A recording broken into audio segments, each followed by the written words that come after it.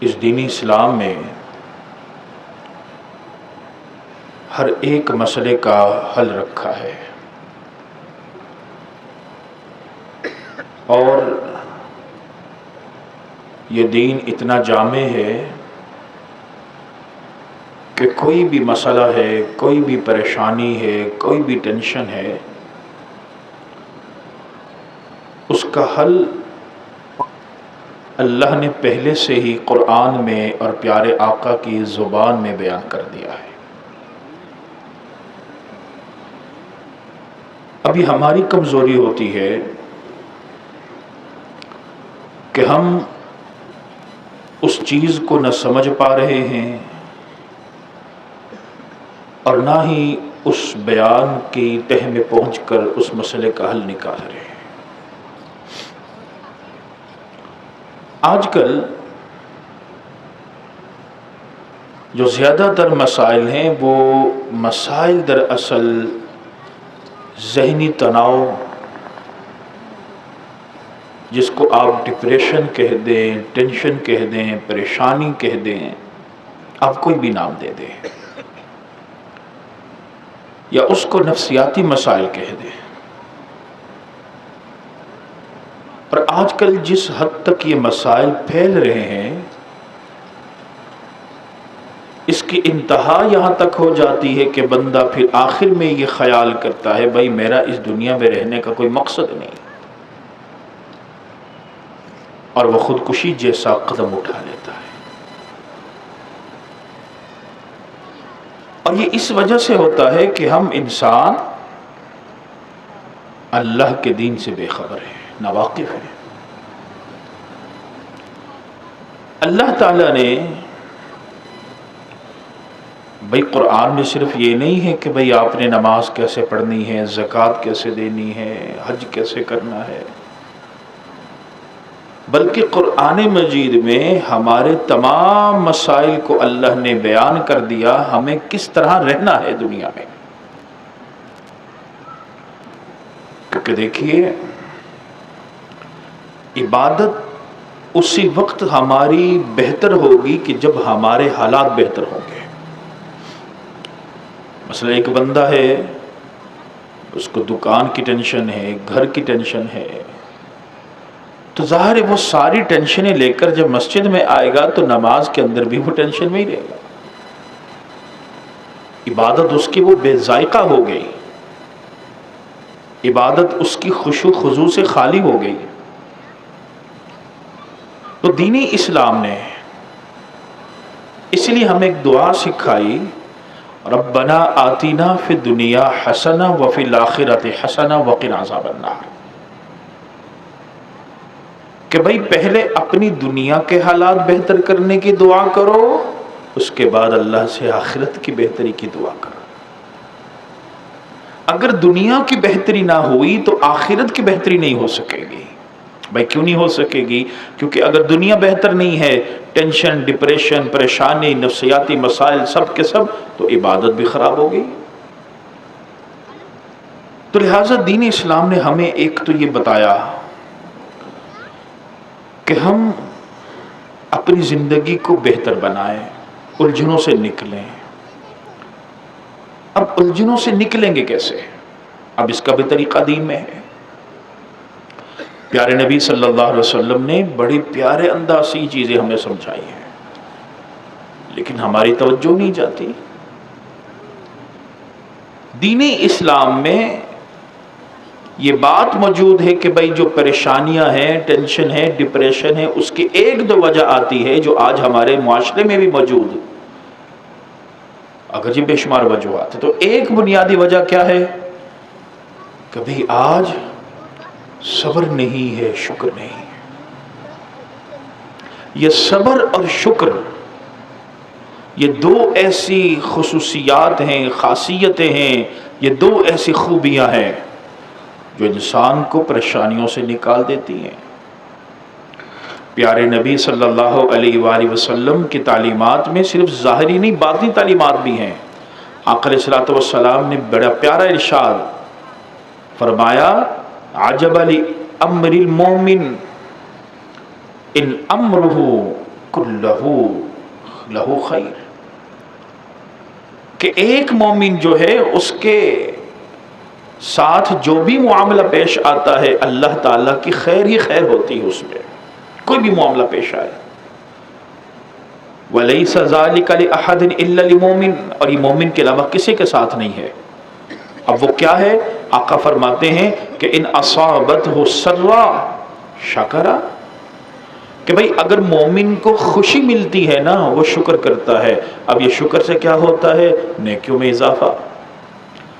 فَكَانَ خَيْرَ اللَّهِ وَإِنْ أَصَابَتْهُ ضَرًّا صَبَرَ، اور اگر وہ کسی مشکل میں گرفتار ہوتا ہے وہ صبر کرتا ہے، فَكَانَ خَيْرَ اللَّهِ، وہ صبر بھی اس کے لیے بہتر۔ تو ایمان میں رہتے ہوئے بندہ مومن کو جو چیز اختیار کرنی ہے وہ آ جاتی ہے صبر اور شکر ہر حال میں۔ آج ہمارے اعمال سے یہ نکلتا جا رہا ہے۔ پیارے نبی صلی اللہ علیہ وآلہ وسلم نے یہاں تک فرما دیا کہ یہ صبر اور شکر کی فضیلت اتنی زیادہ ہے کہ ان المسلم اذا کان یخالط الناس ویصبر علی اذاہم خیر من المسلم الذی لا یخالط الناس ولا یصبر علی اذاہم۔ ایک انسان، ایک بندہ مومن لوگوں کے ساتھ رہتا ہے اور اس کو لوگ تکلیف دیتے ہیں، اس کے خلاف باتیں کرتے ہیں، اس پر الزامات لگاتے ہیں، اس کے خلاف پروپیگنڈا کرتے ہیں، اس کو اپنی باتوں سے ایذا دیتے ہیں۔ آقا فرماتے ہیں یہ بندہ مومن جس کو یہ لوگوں سے ایذا ملتی ہے نا، اس بندہ مومن سے بہتر ہے جس کو لوگوں سے ایذا نہیں ملتی۔ یعنی جس سے سارے راضی ہیں، اس کو لوگوں سے کوئی تکلیف نہیں مل رہی، اس سے بہتر اللہ کے ہاں وہ مومن ہے کہ جس کو لوگوں سے تکلیف مل رہی ہے، ہاں البتہ وہ صبر کر رہا ہے، وہ اللہ تعالیٰ کا دامن پکڑے ہوئے ہے، عبادت میں، اللہ کی اطاعت میں، اللہ کے قرب میں ہے۔ اس لیے پیارے نبی صلی اللہ علیہ وسلم نے ہمیشہ شاکر اور صابر رہنے کی دعا کی۔ آقا علیہ الصلوۃ والسلام کی بڑی دعائیں ہیں۔ آقا نے دعا فرمائی رب اجعلنی لک شکارا، اے میرے پیارے رب مجھے ایسا بنا دے جو بہت زیادہ شکر کرنے والا بندہ ہو۔ لک ذکارا، اللہ مجھے ایسا بنا دے جو تیرا بہت زیادہ ذکر کرنے والا ہو۔ لک رببا، اللہ مجھے ایسا بنا دے جو صرف تیری ہی آس پہ زندہ رہے، جو تیری ہی تجھ پر ہی امید رکھے۔ لک مطیعا الیک مخبتا، اللہ جو تیرا ہی فرما بردار رہے، تیرے در سے جڑا رہے۔ الیک اوابا منیبا، اللہ ایسا بنا دے جس کا رجوع بھی تیری طرف ہی رہے۔ تو پہلی چیز اگر ہم اپنی ٹینشن اور ڈپریشن کو ختم کرنا چاہتے ہیں نا، اس میں پہلی چیز آ جاتی ہے کہ ہمیں صبر کرنا ہے، شکر کرنا ہے۔ اور جیسا کہ ہم جانتے ہیں کہ قرآن مجید میں ہمیں اللہ تعالیٰ نے یہ بتایا یا ایھا الذین آمنوا استعینوا بالصبر والصلاۃ، بھائی کوئی بھی مشکل آئے، کوئی بھی پریشانی آئے، دو کام کرو، نماز اور صبر سے مدد لے لو۔ اور اس کے ساتھ ساتھ آقا علیہ الصلوۃ والسلام نے ہمیں ایک دعا بھی سکھائی۔ آقا علیہ الصلوۃ والسلام تشریف فرما تھے، ایک صحابی آئے بڑے پریشان، تو آقا علیہ الصلوۃ والسلام نے کہا بھئی کیا مسئلہ ہے؟ کہا جی پریشانی ہے، ٹینشن جس کو ہم کہہ لیں ڈپریشن ہے۔ آقا علیہ الصلوۃ والسلام نے دعا سکھائی، کہا فرمایا بھئی یہ دعا پڑھا کرو۔ اب وہ دعا کو کیا ہے؟ لا الہ الا اللہ العظیم الحلیم، لا الہ الا اللہ رب العرش العظیم، لا الہ الا اللہ رب السماوات ورب الارض ورب العرش الکریم۔ یہ چار جملے ہیں، ان کو یاد کر لیجئے۔ لا الہ الا اللہ العظیم الحلیم ایک، لا الہ الا اللہ رب العرش العظیم، لا الہ الا اللہ رب السماوات والارض ورب العرش الکریم۔ آقا نے یہ دعا سکھائی، صحابہ نے دعا پڑھنا شروع کر دی، اللہ نے ان کو تمام گھبراہٹ، ٹینشن، ڈپریشن سے نجات دے دی۔ تو دین میں تو ہر مسئلہ ہے، ہر حل ہے۔ ایک تو چیز جو آج ہماری سوسائٹی میں ہے جس سے آپ کہہ لیں کہ ڈپریشن اور ٹینشن بہت زیادہ پھیلتی ہے، اس میں ایک چیز آ جاتی ہے کہ صبر شکر نہیں، اور دوسری چیز ہے کہ آج ہمارے معاملات خراب ہیں۔ یہ معاملات کی خرابی بھی ہماری پریشانی کا باعث بنتی ہے۔ اب دیکھیں نا، جب ہم پریشان ہوں گے تو بھائی ہماری عبادت کہاں کی صحیح ہوگی؟ ہم تو نماز کے اندر بھی پریشانی کے عالم میں رہیں گے، نماز میں خشوع خضوع لذتیں ختم۔ اس لیے دین نے بڑا اس پر ہمیں موٹیویٹ کیا۔ اور دوسری چیز ہے معاملات میں درستی نہیں۔ اب معاملات میں درستی کیسے ہوگی؟ پیارے نبی صلی اللہ علیہ وسلم کے طریقہ مبارک ایک حدیث ایسی ہے، اس کو اگر ہم اپنی زندگی پر اپلائی کر دیں تو یقین جانی ساری معاملات ہمارے درست ہو جائیں گے۔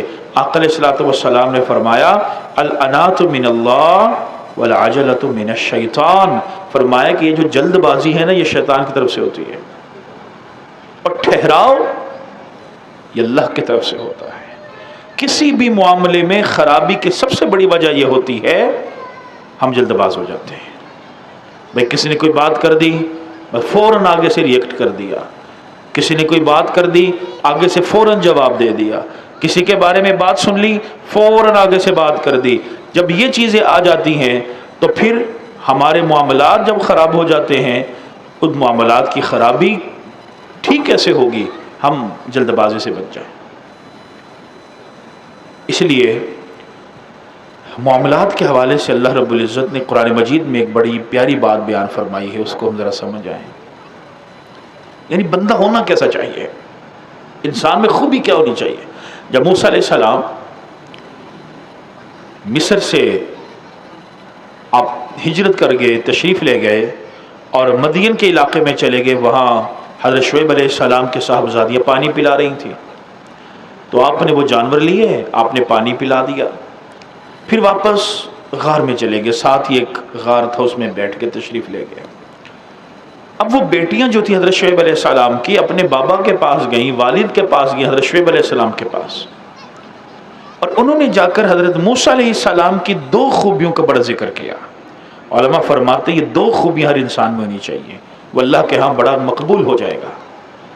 اور وہ دو خوبیاں کیا تھیں؟ وہ فرماتی ہیں اِنَّا خَيْرَ مَنِ اسْتَأْجَرْتَ الْقَوِيُّ الْأَمِينُ، ابا جان آپ اگر کسی کو چاہتے ہیں نا مزدوری پہ رکھنا، یعنی بکریاں چرانی ہے، تو بہترین مزدور وہ ہوتا ہے کہ جس میں دو خوبیاں ہوں۔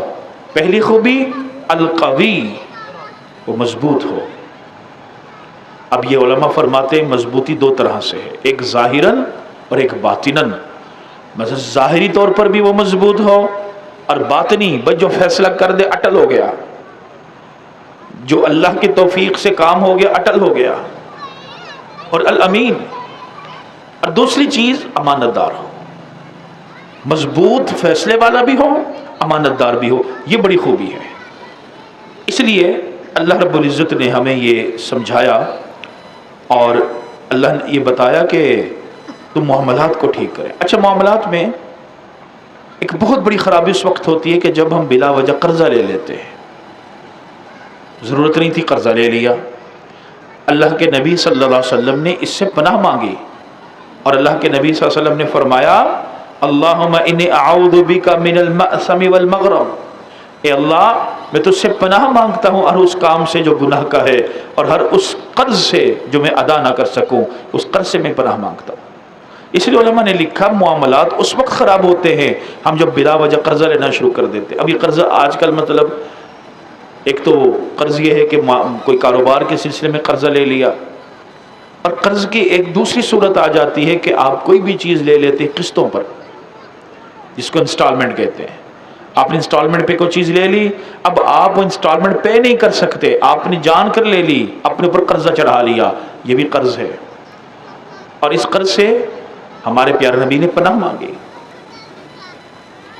نبی اکرم صلی اللہ علیہ وسلم کے پاس ایک صحابی آئے، اور صحابی نے آ کر عرض کیا یا رسول اللہ صلی اللہ علیہ وسلم قرض بہت آ گیا ہے اور کوئی ادائیگی کی سبیل نہیں ہے۔ پیارے نبی صلی اللہ علیہ وسلم نے باقاعدہ ایک دعا سکھائی اور فرمایا یہ دعا صبح و شام پڑھا کرو، یہ دعا صبح و شام۔ عبد الرحمان بیٹا یہ بچوں کو ذرا سنبھالو. آقا علیہ الصلوۃ والسلام نے فرمایا کہ یہ دعا صبح و شام پڑھا کرو. اور وہ دعا کیا ہے؟ آقا نے الفاظ کیا بیان فرمائے؟ اللہم انی اعوذ بک من الہم والحزن، اعوذ بک من العجز والکسل، اعوذ بک من الجبن والبخل، اعوذ بک من غلبۃ الدین وقہر الرجال. صبح و شام یہ دعا پڑھنی ہے. اللہم انی اعوذ بک من الہم والحزن، اللہ میں پناہ مانگتا ہوں ہر غم دکھ درد سے. وَأَعُوذُ بِكَ مِنَ الْعَجْزِ وَالْكَسَلِ، اللہ میں پناہ مانگتا ہوں ہر قسم کی محتاجی سے. وَأَعُوذُ بِكَ مِنَ الْجُبْنِ وَالْبُخْلِ، اللہ میں تیری پناہ مانگتا ہوں ہر قسم کے بخل سے، ہر قسم کے کنجوسی سے. وَأَعُوذُ بِكَ مِنْ غَلَبَةِ الدَّيْنِ، اللہ میں تیری پناہ مانگتا ہوں کہ قرض مجھ پر اتنا آ جائے میں ادا نہ کر سکوں. وَقَهْرِ الرِّجَالِ، اور انسانوں کے ظلم اور ستم سے، ان کے شر سے. اب یہ جو دعا ہے یہ دعا ہے صبح و شام کی، یہ صبح و شام کی دعا. آپ اس دعا کو اپنی زندگی میں شامل کریں. تو آج ہماری پریشانیوں کے جو بنیادی وجوہات ہیں اس میں ایک جو اور وجہ آ جاتی ہے کہ جو آج بڑی اہم ہے، وہ ہے وساوس. وسوسے بہت آتے ہیں، خیالات بڑے آتے ہیں. پیارے نبی صلی اللہ علیہ وسلم نے فرما دیا تھا، فرمایا کہ یاتی الشیطان احدکم، شیطان تمہارے پاس آتا ہے، فیقول، اور وہ تمہارے ذہن میں ایک وسوسہ ڈالتا ہے. وہ کیا؟ من خلق کذا، من خلق کذا، یہ کیسے پیدا ہوا، یہ کیسے پیدا ہوا. شیطان پہلے تمہیں یہ وسوسے ڈالتا ہے. حتی یقول، یہاں تک کہ شیطان پھر یہاں تک تمہارے دل میں خیال ڈال دیتا ہے، من خلق ربک، تمہارے رب کو کس نے پیدا کیا.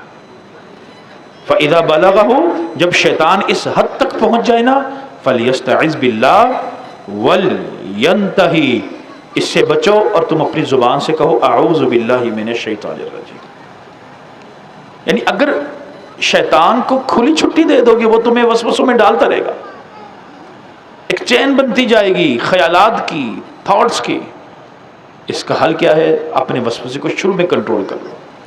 اگر شروع میں کنٹرول نہیں کرو گے شیطان تم ایکسٹریم لیول پر لے جائے گا.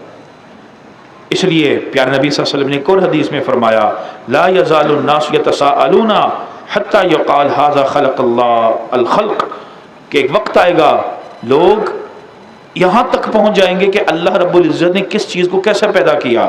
فمن خلق اللہ، حتیٰ کہ ان کے ذہن میں پھر یہ سوال آئے گا کہ اللہ کو کیسے پیدا کیا گیا. فمن وجد من ذلک شیئا، اگر کسی کے ذہن میں ایسا خیال آئے نا، فلیقل آمنت باللہ ورسولہ، وہ صرف یہ کہہ دے میں اللہ اور اس کے رسول پر ایمان لاتا ہوں.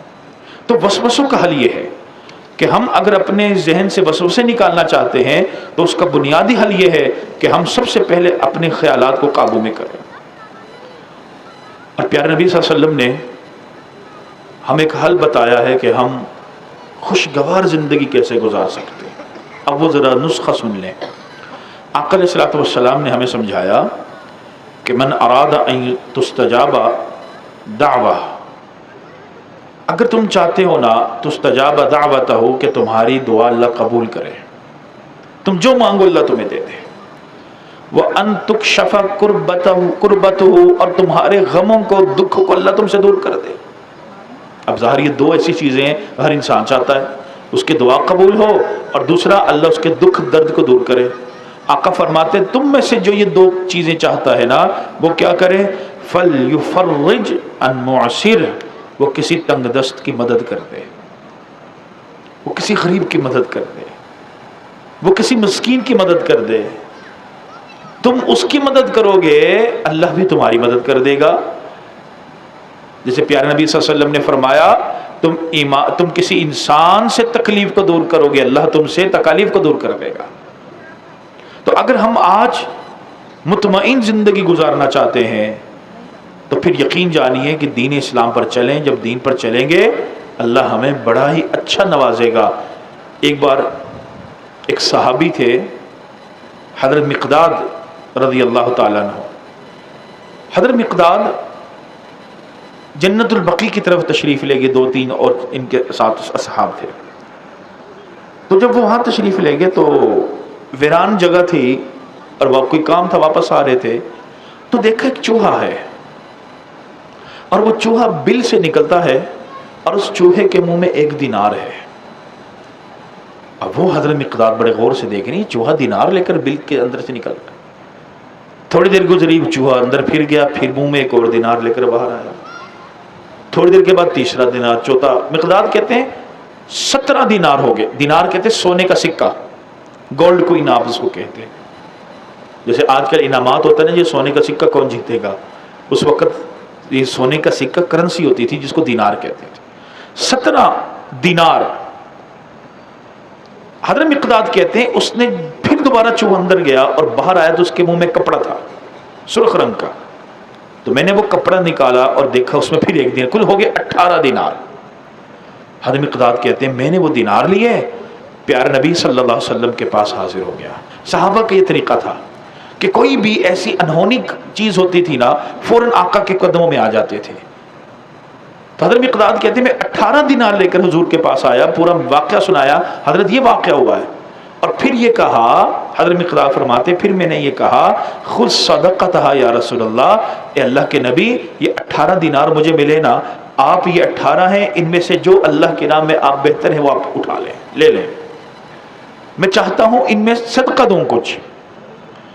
آقا علیہ السلام نے فرمایا ارجع بها، اے مقداد 18 کے 18 دینار اٹھاؤ، واپس چلے جاؤ، لا صدقۃ فیہا بارک اللہ لک فیہا، اس میں کوئی صدقہ نہیں، اللہ یہ تمہارے لیے مبارک کر، یہ تمہارا ہے۔ اب علماء نے بڑا نکتہ لکھا، کہا دیکھیں ان صحابہ کا توکل اللہ پہ تھا، فرما برداری اللہ کی تھی، وفاداری پیارے نبی کی تھی، اللہ نے ان کو اس طرح رزق عطا فرمایا کہ حیوان کے ذریعے بھی اللہ ان کو رزق دے دیا، وہ بل سے دینار نکال آیا۔ اب یہ نکتہ سمجھیے، صحابہ کا خزانہ بل سے آیا، اور آج ہمارا خزانہ بلوں میں جا رہا ہے، کبھی گیس کا بل آتا ہے، کبھی بجلی کا بل آتا ہے، کبھی کسی کا بل آ گیا، کبھی کسی چیز کا بل آ گیا۔ صحابہ بلوں سے خزانہ اللہ کو دے رہا ہے، آج ہمارے خزانے بلوں میں جا رہے ہیں۔ تو یہ کیسے درست ہوگا؟ یہ حدیث ہمیں بتا رہی ہے کہ بھئی اللہ کے وفادار بن جاؤ، پیارے نبی صلی اللہ علیہ وسلم کے وفادار بن جاؤ، اللہ تمہیں رزق دینا چاہے گا، اس کے لیے کوئی مشکل نہیں، وہ کوئی حیوان بھی تمہارے لیے مقرر کر دے گا جو تمہارے لیے رزق اللہ کی طرف سے لے کر آ جائے گا۔ تو یہ بس توکل کی بات ہے۔ اگر ہم توکل نہیں رکھیں گے، اور توکل کیسے آئے گا؟ ان الذین قالوا ربنا اللہ ثم استقاموا، اللہ فرماتا ہے کہ جو لوگ یہ کہتے ہیں نا ہمارا پالنے والا اللہ ہے، ثم استقاموا، پھر اس پہ ڈٹ جاتے ہیں، کوئی کمپرومائز نہیں، اللہ ہی ہے، تتنزل علیہم الملائکہ، ہم پھر ان پر فرشتوں کو نازل کر دیتے ہیں، اللہ تخافوا ولا تحزنوا، وہ فرشتے اعلان کرتے ہیں اے بندو خوف نہ کھاؤ، غم میں نہ جاؤ، کیونکہ اب خوف اور غم ختم، کیونکہ تم رب پر ایمان لانے والے ہو، ڈٹ جانے والے ہو۔ جو رب پہ ایمان لاتا ہے، ڈٹ جاتا ہے، اس کو نہ خوف ہوتا ہے نہ غم ہوتا ہے۔ وَأَبْشِرُوا بِالْجَنَّةِ، وہ فرشتے پھر خوشخبری دیتے ہیں کہ جنت مبارک ہو، الَّذِي كُنْتُمْ تُوعَدُونَ، جس کا اللہ نے تم سے وعدہ کیا ہے، نَحْنُ أَوْلِيَاؤُكُمْ فِي الْحَيَاةِ الدُّنْيَا وَفِي الْآخِرَةِ، ہم تمہارے دنیا میں بھی دوست تھے، آخرت میں بھی ہم تمہارے ساتھ ہوں گے، وَلَكُمْ فِيهَا مَا تَشْتَهِي أَنفُسُكُمْ، اور جو بھی تم جنت میں چاہو گے تمہیں ملے گا، وَلَكُمْ فِيهَا مَا تَدَّعُونَ، اور اللہ کے پیارے نبی نے جو جو تم سے وعدے کیے ہیں وہ سب تمہیں جنت میں مل جائیں گے۔ نُزُلًا مِّن غَفُورٍ رَحِيمٍ، یہ قرآن، یہ برکتیں، یہ رحمتیں نازل ہو رہی ہیں اللہ کے اس ذات مبارکہ کی طرف سے جو بڑی غفور الرحیم ہے۔ تو لہٰذا اگر ہم یہ چاہتے ہیں کہ خوف نہ کھائیں، غم نہ کھائیں، تو پھر ہمیں قرآن پر چلنا ہے، پیارے آقا کے بات کو سننا ہے، پیارے آقا کے ارشادات پر عمل کرنا ہے، تو پھر ہی بہتری ہو سکتی ہے، ورنہ پھر بہتری نہیں ہوگی۔ دعا کر اللہ تعالیٰ سے جو کہا جو سنا اللہ عمل کی توفیق عطا فرمائے۔ ابھی ذکر ہوگا، اور حضرت پیران پیر شاہ عبد القادر جیلانی رحمۃ اللہ علیہ کے طریقت سے ہے، اور ذکر سے پہلے اکثر حضرات نے آپ سے دعاؤں کی گزارش کی ہے۔